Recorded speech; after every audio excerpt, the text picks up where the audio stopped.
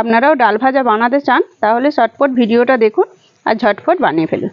ভালো লাগলে like share comment করো, আর চ্যানেলে নতুন হলে কিন্তু চ্যানেলটা সাবস্ক্রাইব করে দিও, আর পেজ থেকে দেখলে পেজটা অবশ্যই কিন্তু ফলো করে দিও। ট্রেনে বা দোকানে বন্ধুরা যখন এই ছোলার ডালের ডাল ভাজা বিক্রি হয় খেতে কিন্তু খুব ভালো লাগে। আজকে আপনাদেরকে আমি দেখাবো সেই সহজভাবেই একদম ঘরোয়াভাবে আপনারা কিভাবে বানিয়ে ফেলতে পারবেন এই ডাল ভাজা রেসিপি। নমস্কার বন্ধুরা, রূপার রান্নাঘর উইথ ভিলেজ ফুডের তরফে আপনাদের সকলকে রইল অনেক অনেক স্বাগত। বন্ধুরা এখন যে যেখান থেকে ভিডিওটা দেখছো তাদের সকলকে রইল আমার অনেক ভালোবাসা, বড়দের রইল আমার অনেক অনেক প্রণাম। আমি এখানে ছোলার যে ডাল হয় দোকানে কিনতে পাওয়া যায় সেই ডালই কিন্তু নিয়েছি, আর এই ডালটা কিন্তু আমি 5 থেকে 6 ঘন্টা ভিজিয়ে রেখেছিলাম, আর তারপরে কিন্তু জলটা ঝারিয়ে এরকম একটা সুতির কাপড়ে মেলে দিয়েছি যাতে এর ওপরের জলটাও না একটু থাকে। এইভাবে আমি কাপড়টাকে কিন্তু দিয়ে দিয়ে জলটা যতটা সম্ভব সুন্দর করে একদম শুকনো শুকনো করে নেবো, কিন্তু রোদে দেওয়া যাবে না বন্ধুরা, এইভাবেই করতে হবে সুতির কাপড় দিয়ে। এই ডাল ভাজা করার জন্য একটা মশলা আমি রেডি করে নেব। প্রথমেই দিয়ে দিচ্ছি লবণ, বিট লবণ, চাট মশলা, লঙ্কার গুঁড়ি, সমস্ত কিছু আমি কিন্তু ভালোভাবে মিশিয়ে নেব। ডালের মধ্যে অল্প একদম ছোট্ট চামচের একদম হাফ চামচ খাবার সোডা।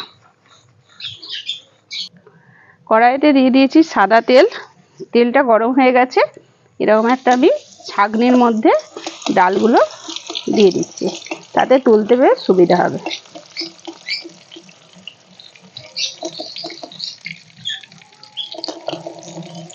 এইভাবে কিন্তু আমি ভেজে নেব। সমস্ত ডালগুলো ভাজা হয়ে গেছে, এবারে একটু ক্যারি পাতা ভেজে নেব।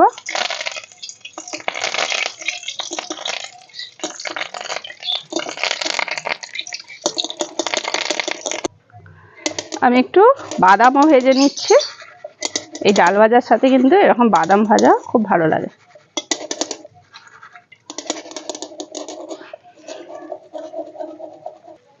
বাদামগুলো ভাজা হয়ে গেল, এগুলোও দিয়ে দিচ্ছি। আগে থেকে যে মশলাটা করে রেখেছিলাম মশলাটা আমি দিয়ে দিলাম। এবার আমি মাখিয়ে নেব।